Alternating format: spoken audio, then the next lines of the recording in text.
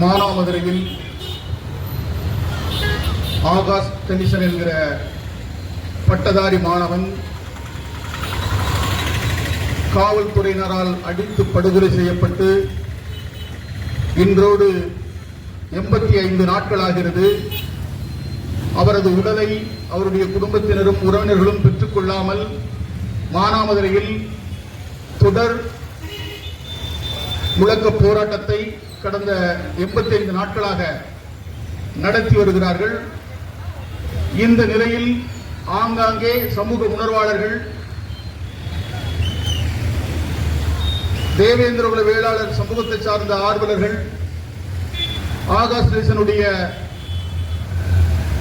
படுகொலைக்கு நீதி கேட்டு தமிழகத்தில் பல்வேறு பகுதிகளிலும் போராடிக் கொண்டிருக்கக்கூடிய நிலையில் தென்காசி மாவட்டத்தினுடைய தலைநகரான இந்த தென்காசி மாநகரில் அன்பு தம்பி ராஜ்பாண்டியன் அவருடைய ஒருங்கிணைப்பிலே நடைபெற்றுக் கொண்டிருக்கக்கூடிய இந்த ஆர்ப்பாட்டத்தில் பங்கேற்று தேவேந்திரகுல வேளாளர்களுடைய சமூகத்தின் குரலை தமிழ்நாடு அரசுக்கு தமிழ்நாட்டினுடைய புதிய முதலமைச்சர் அன்பு சகோதரர் ஜோசப் விஜய் அவர்களுக்கு இந்த சமூகத்தினுடைய நீண்டகால வலியை எடுத்துரைக்க வேண்டும் என்கிற முகமாக இந்த ஆர்ப்பாட்டத்திலே கலந்து கொண்டிருக்கக்கூடிய சமூக உறவுகள் அனைவருக்கும் மல்லர் மீட்பு களத்தின் சார்பாக வணக்கம்.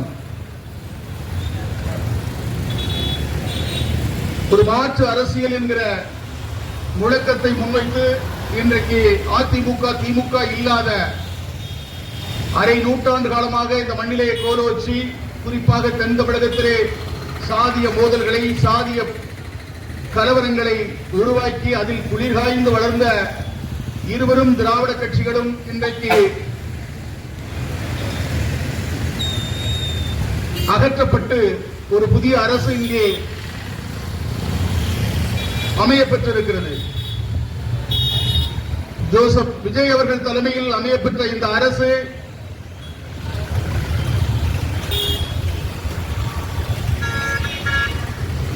அவர்கள் பொறுப்பேற்றதிலிருந்து, முதலமைச்சர் பொறுப்பேற்றதிலிருந்து 10-17 நாட்களுக்குள் தமிழகம் எங்கும் சட்டம் ஒழுங்கு சீர்குலைந்திருக்கிறது என்பதை நாம் சமூக ஊடகங்களின் மூலமாக அறிய முடிகிறது. இதையெல்லாம் கட்டுப்படுத்துவதற்கான சரியான அதிகாரிகளை அமர்த்தி தமிழகத்தை ஒரு அமைதி பூங்காவாக ஜோசப் விஜய் அவர்கள் மாற்றுவார்கள் என்கிற நம்பிக்கை தமிழக மக்களுக்கு இருக்கிறது. குற்றச் செயல்கள் நடப்பது இயல்புதான். அதே வேளை அதை கடுமையான நடவடிக்கைகள் மூலம் கட்டுப்படுத்தக்கூடிய அந்த அதிகாரம் அரசுக்கு இருக்கிறது. இன்றைக்கு முதலமைச்சர் மாண்புமிகு ஜோசப் விஜய் அவர்களை பாராட்டுகிற வகையிலே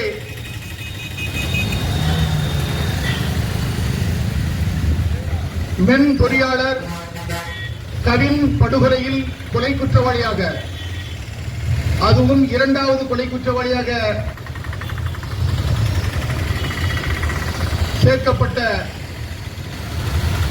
கிருஷ்ணகுமாரி என்கிற காவல்துறை துணை ஆய்வாளர் கடந்த 10 மாதங்களாக திமுக அரசு அவரை கைது செய்யாமல் பாதுகாத்தது என்றுதான் சொல்ல வேண்டும். தொடர்ந்து உயர்நீதிமன்றங்கள் அழுத்தம் கொடுத்த நிலையில் நேற்று கவின் கொலை குற்றவாளி கிருஷ்ணகுமாரி அவர்கள் கைது செய்யப்பட்டிருக்கிறது. இங்கே நீதி நிலைநாட்டப்பட்டிருக்கிறது என்பதை இந்த மக்கள் உணர்கிறார்கள். இதை இந்த அரசு, முதலமைச்சர் உணர்ந்து கொண்டு, அதே போல விளாத்திகுளத்திலே பள்ளி மாணவி பாலியல் படுகொலை செய்யப்பட்ட அந்த வழக்கில் அந்த கொலை குற்றவாளி 73 நாட்களில் அவருக்கு நீதிமன்றம் மரண தண்டனையை விதித்திருக்கிறது. அதை போல ஜெயராஜ் பென்னிக்ஸ் என்கிற தந்தை மகன் காவல்துறையினரால் சாத்தான்குளத்திலே அடித்து படுகொலை செய்யப்பட்ட வழக்கிலே அந்த கொலையை செய்த 9 குற்றவாளிகளுக்கு மரண தண்டனை வழங்கப்பட்டிருக்கிறது. இதே போல கவின் படுகொலைக்கும், கவின் என்கிற அந்த இளைஞரை அநியாயமாக திட்டமிட்டு படுகொலை செய்த சுர்ஜித், அவருடைய தந்தை சரவணன், தாய் கிருஷ்ணகுமாரி உள்ளிட்ட அந்த 4 கொலை குற்றவாளிகளையும் பிணையில் வெளிவராதவாறு அவருடைய அந்த வழக்கை விரைந்து விசாரித்து அவர்களுக்கும் உரிய தண்டனை, குறிப்பாக மரண தண்டனை வழங்குவதன் மூலம்தான் இந்த மண்ணில் அநீதியை நிலைநாட்ட முடியும். இதை தமிழக அரசு செய்யும். இந்த மண்ணில், குறிப்பாக தென் தமிழகத்தில் சாதி வெறியாட்டத்தை அதற்கு முடிவு கட்டும் என்கிற நம்பிக்கை நேற்று கவின் கொலை குற்றவாளி கிருஷ்ணகுமாரி கைது இந்த மக்களுக்கு ஒரு நம்பிக்கையை தந்திருக்கிறது. எனவே ஒரு நற்பெயரை நிலைநாட்டுகிற வகையிலே முதலமைச்சர் அன்பு சகோதரர் ஜோசப் விஜய் அவர்கள் சட்டத்தின்படி துணிந்து நின்று உங்களுடைய நடவடிக்கைகளை நீங்கள் வேகப்படுத்த வேண்டும். அந்த நம்பிக்கை எங்களை போன்றவர்களுக்கெல்லாம் இப்போது ஏற்பட்டிருக்கிறது. ஏனென்று சொன்னால் திமுகவும் அதிமுகவும் சாதியை வைத்து, சாதிய வாக்குகளை வைத்து அவர்களுடைய வசதிக்கேற்ப சட்டத்தை வளைத்து அநீதிக்கு துணை போய் கொண்டிருந்தார்கள் கடந்த காலங்களிலே. அப்படி ஒரு தேவை தமிழக வெற்றிக் கழகத்திற்கோ தமிழக முதலமைச்சர் மாண்புமிகு ஜோசப் விஜய் அவர்களுக்கோ தேவையில்லை. ஏனென்றால் நீங்கள் சாதியை வைத்து அல்லது மதத்தை வைத்து நீங்கள் அரசியல் செய்ய வரவில்லை. அப்படி ஒரு அவசியம் உங்களுடைய அரசியல் வாழ்விலே உங்களுக்கு ஏற்பட போவதும் இல்லை. 1.5 கோடிக்கு மேல் உங்களுக்கு வாக்கு செலுத்தி இருக்கிறார்கள். ஏராளமான கோடிக்கணக்கான ரசிகர்களை வைத்துத்தான் நீங்கள் இந்த அரசியலிலே கோலோச்சி வருகிறீர்கள்.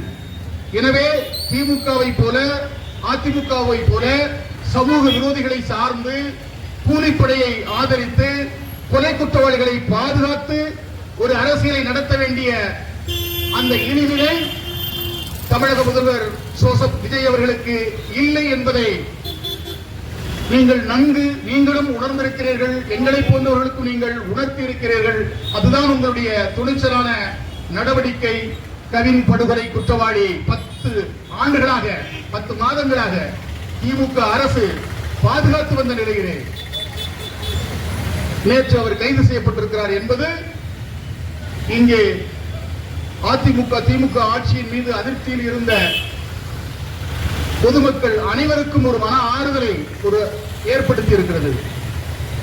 எனவே இதுபோல் அத்தனை வழக்குகளிலும் அது காவல்துறை கொலை செய்தாலும் குற்றம் செய்தாலும் சரி, சமூக விரோதிகள் கொலை செய்தாலும் குற்றம் செய்தாலும் சரி, உடனடியாக நடவடிக்கைகள் பாய வேண்டும்.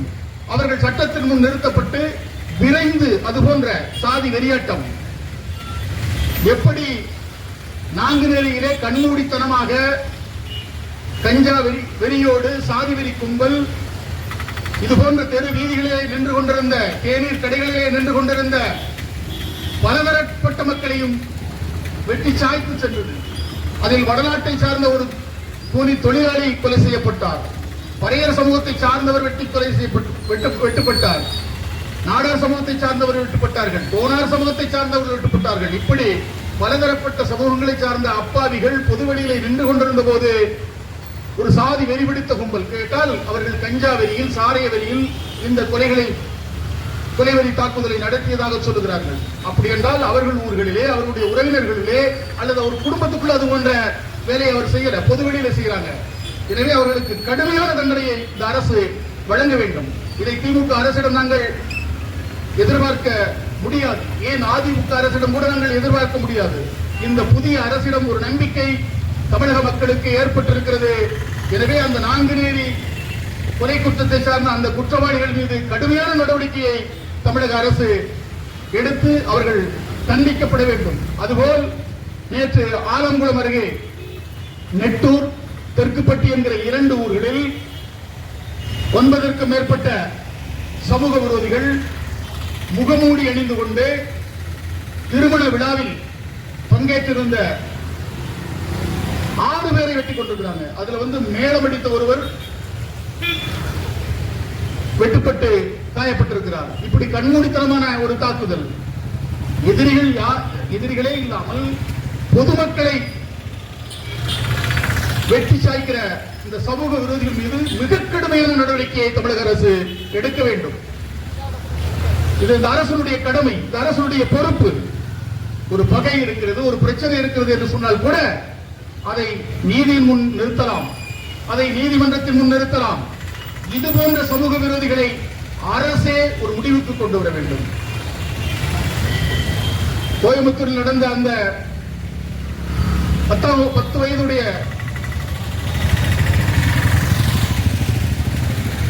சிறுமி பாலியல் படுகொலை செய்யப்பட்ட அந்த வழக்கில் கூட குற்றவாளி கைது செய்யப்பட்டு அவருடைய கைகால்கள் மட்டும்தான் உடைக்கப்பட்டிருக்கிறது. ஆனால் அன்று இரவே அரசு முடிவு செய்ததை நான் அறிவேன். அவனை சுட்டு படுகொலை செய்ய வேண்டும், என்கவுண்டரில் போட வேண்டும் என்றுதான் அந்த அரசு திட்டமிட்டது. சிலருடைய ஆலோசனைப்படி இப்போதுதான் அரசு அமைந்திருக்கிறது. அரசின் மீது அதிருப்தி ஏற்படும், அதனால் அதுபோன்ற நடவடிக்கை இப்போது வேண்டாம் என்றுதான் அந்த முடிவை தமிழக அரசு மாற்றிக்கொண்டது என்பதையும் நாங்கள் அறிவோம். ஆனால் நீங்கள் இதில் தயக்கம் காட்ட வேண்டாம். மன்னிக்க முடியாத சமூக விரோத கொலை குற்றங்களை செய்யக்கூடியவர்கள் எவராக இருந்தாலும் மக்கள் சொல்லுகிறார்கள். கோயம்புத்தூரில் போராடிய மக்கள் சொன்னார்கள், அவர்களை என்கவுண்டரில் சுட்டு தள்ளுங்கள் என்று. மக்களுடைய கோரிக்கையை நீங்கள் நிறைவேற்றினால் அதை தமிழ்நாடு மக்கள் வரவேற்பார்கள். அதே போலத்தான் நான்கிலேயும் பல்வேறு சமூகங்களை சார்ந்த மக்களும் கோரிக்கை வைத்தார்கள், இவர்களை சுட்டுக் கொள்ளுங்கள் என்று, என்கவுண்டர்களை சுட்டுக் கொள்ளுங்கள் என்று. ஆனால் அன்றைய அரசு அதை செய்ய தவறியது. இன்றைய அரசு அதை செய்யும் என்று மக்கள் எதிர்பார்க்கிறார்கள். இதுபோன்ற அதிரடியான கடுமையான நடவடிக்கைகள் மூலமாகத்தான் சாதிவெறி கஞ்சாவதி கும்பலை கட்டுப்படுத்த முடியும் என்பதை உளவுத்துறை இந்த அரசுக்கு எடுத்துச் சொல்ல வேண்டும். இல்லை என்றால் இந்த ஆட்சிக்கு அவப்பெயர் ஏற்படுவதுடன் இந்த ஆட்சி நிலைக்க விடாமல் செய்வதற்கான சூழ்ச்சியை திமுக அரசு செய்யும். இதை திமுக கட்சி செய்யும். இதையும் விஜய் அவர்கள் கவனத்தில் கொள்ள வேண்டும். மானாமதுரையில் 16 பேர் கொலை குற்றவாளிகள் நீதிமன்றம் வழிகாட்டி இருக்கிறது.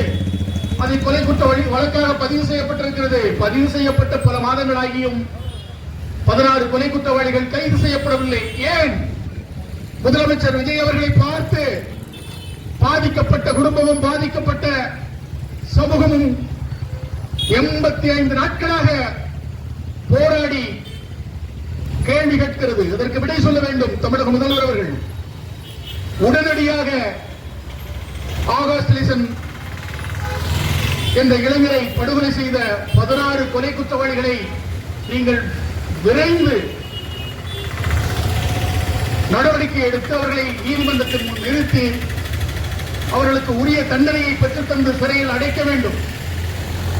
தென் தமிழகத்திலே திரட்சியாக இருக்கக்கூடிய தேவேந்திரகுல வேளாளர் சமூகத்தின் பிறந்த ஒரு இளைஞர் அடித்து படுகொலை செய்யப்பட்டு, திமுக ஆட்சியில் அடித்து படுகொலை செய்யப்பட்டு, தமிழக வெற்றி கழகத்தினுடைய ஆட்சியிலும் அதற்கு நீதி கிடைக்கவில்லை என்று சொன்னால் அது இந்த தமிழக அரசுக்கு மிகப்பெரிய அவப்பெயரை ஏற்படுத்தும். விஜய் அவர்கள் மீது வைத்திருக்கக்கூடிய நம்பிக்கையை இந்த செயல் களங்கப்படுத்தும். எனவே நீங்கள் காலதாமதப்படுத்தாமல் 85 நாட்களாக ஆகாஷ் லிசன் என்ற அந்த இளைஞருடைய உடலை வாங்காமல், அவர் உடல் பிணவரையிலே இருந்து கொண்டிருக்கிறது, அவருடைய உடலை வாங்காமல் இன்றைக்கு அவருடைய குடும்பமும் அவருடைய உறவுகளும் அவருடைய சமூகம் சார்ந்த உணர்வாளர்களும் இங்கே மானாமதுரையிலே போராடிக் கொண்டிருக்கிறார்கள். இங்கே ஆங்காங்கே நாங்கள் அதற்கான உரிமை குரலை, நீதி கேட்ட உரிமை குரலை நாங்கள் எழுப்பிக் கொண்டிருக்கிறோம். இதை இந்த அரசு கவனத்தில் கொண்டு நீதியை பெற்றுத் தர வேண்டும். தமிழக அரசுக்கும் தமிழக காவல்துறைக்கும் தமிழக உளவுத்துறைக்கும் ஒரு செய்தியை நாங்கள் அழுத்தமாக பதிவு செய்கிறோம். தென் மாவட்டத்தில் நடந்த தொடர் சாதிய படுகொலைகள் அத்தனைக்கும் காரணம் யார்? அந்த கொலைகளை செய்தவர்கள் யார்? கவின் என்கிற மென்பொருள் பொறியாளர் 1.5 லட்சம் ஊதியம் வாங்கக்கூடிய ஒரு இளைஞர். அவர் 7-8 ஆண்டுகளாக காதலிப்பதாக சொல்லப்படுகிறது. சமூக வலைத்தளங்களிலே கவினும் அவருடைய காதலி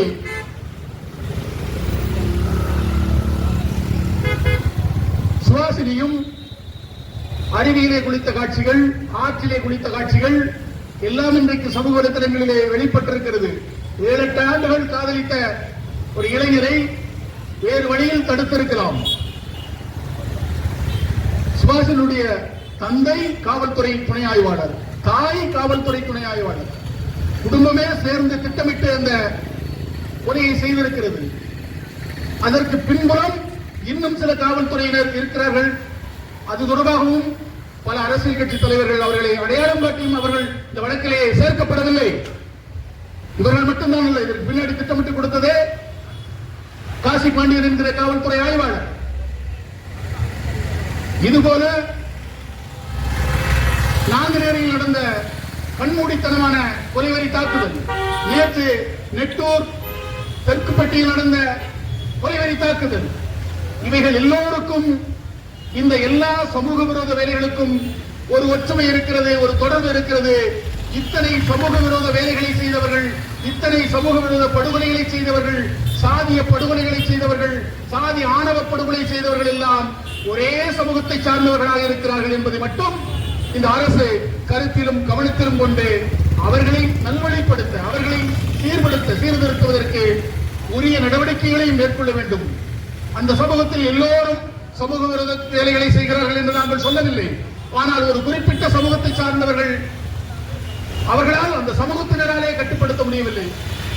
அதுபோன்ற ஒரு காட்டுமிராண்டித்தனமான கூட்டம், அதை கட்டுப்படுத்த அந்த சமூகத்தில் இருந்து ஒருவர் குரல் கொடுத்தால் அவருக்கு எதிராக சமூக விரோத கும்பல் திரும்புகிறது. அந்த கும்பலும் இயக்கமாக இருக்கிறது, காட்டுமிராண்டி இயக்கமாக இருக்கிறது. படிக்காத தற்குறிகள் அதை வழிநடத்துகிறார்கள்.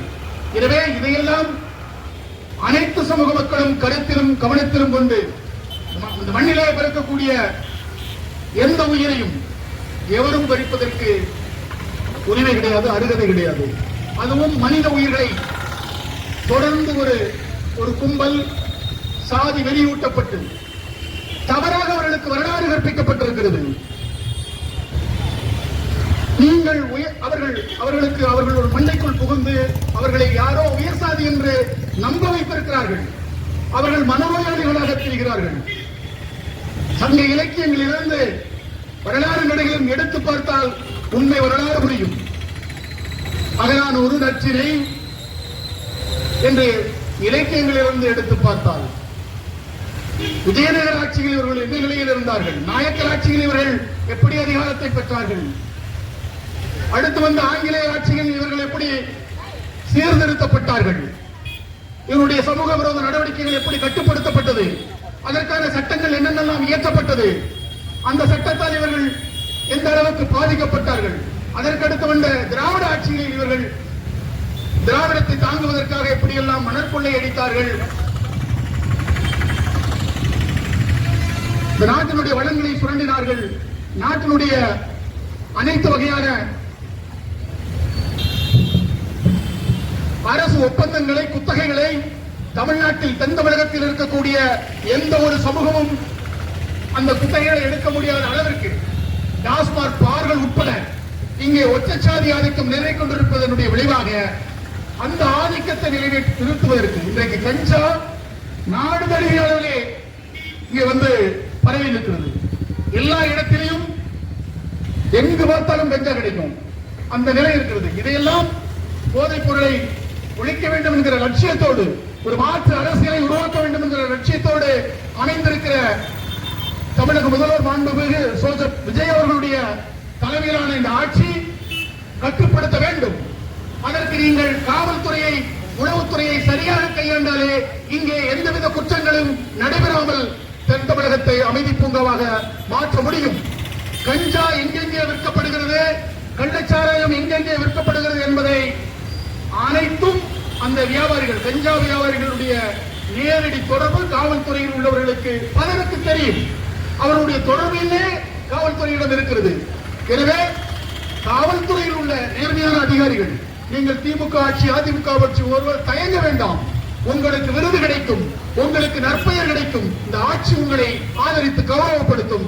அந்த வகையிலே கஞ்சா வியாபாரிகளையும் கொலை குற்றவாளிகளையும் சமூக விரோதிகளையும் நீங்கள் உரிய நடவடிக்கை எடுத்து இதுபோன்ற குற்றச் செயல்களை தடுப்பதற்கு காவல்துறை துணிந்து, காவல்துறையில் உள்ள நேர்மையான அதிகாரிகள் துணிந்து இறங்குகிற போதுதான் இங்கே ஒரு சமூக மாற்றம், சமூக அநீதி என்பது நிலவும் என்கிற செய்தியை சொல்லி மாண்புமிகு தமிழக முதல்வர் ஜோசப் விஜய் அவர்கள் எப்படி கவின் படுகொலை குற்றவாளிகள் அனைவரையும், குற்ற வழக்குகளிலே பதிவு செய்யப்பட்ட அனைவரையும் நீங்கள் கைது செய்து சிறையில் அடைத்து உரிய நடவடிக்கைகளை விரைவுபடுத்த இருக்கிறார்களோ, அதை போல ஆகாஷ் லிசன் படுகொலை செய்த 16 காவல்துறையை சார்ந்த குற்றவாளிகளையும் நீங்கள் கைது செய்து உரிய நடவடிக்கை எடுத்து அவர்களை நீதியின் முன் நிறுத்தி அவர்களுக்கு தண்டனையை பெற்றுத்தர வேண்டும். அதே போல நாங்குநேரி கொலைவெறி தாக்குதலில் இருந்த அந்த சமூக விரோத கும்பல்கள் வெளிவராதவாறு விசாரணையை முடுக்கிவிட்டு அவர்களை சிறையிலேயே அடைத்து முடக்க வேண்டும். அதே போல ஒரு குற்றத்தை அரங்கேற்றி இருக்கக்கூடிய தெற்கு இதே ஆலங்குளம் பகுதியிலே நெட்டூர் தெற்குப்பட்டியிலே இந்த கொலை குற்றத்தை அரங்கேற்றிருக்கக்கூடிய சமூக விரோதிகளை நேற்று ஒரு 4 பேரை கைது செய்திருக்கிறது. இன்றைக்கு 9 பேர் விரைவுபடுத்தப்பட்டு இன்றைக்கு கைது செய்யப்பட்டிருக்கிறார்கள். அவர்களுக்கு உரிய கவனிப்பை செய்து அவர்களும் தண்டிக்கப்பட வேண்டும். அதற்கான நடவடிக்கையை ஜோசப் விஜய் அவர்களுடைய அரசு மேற்கொள்ள வேண்டும் என்று மீண்டும் மீண்டும் வலியுறுத்தி கேட்டுக்கொண்டு விடைபெறுகிறேன். நன்றி, வணக்கம்.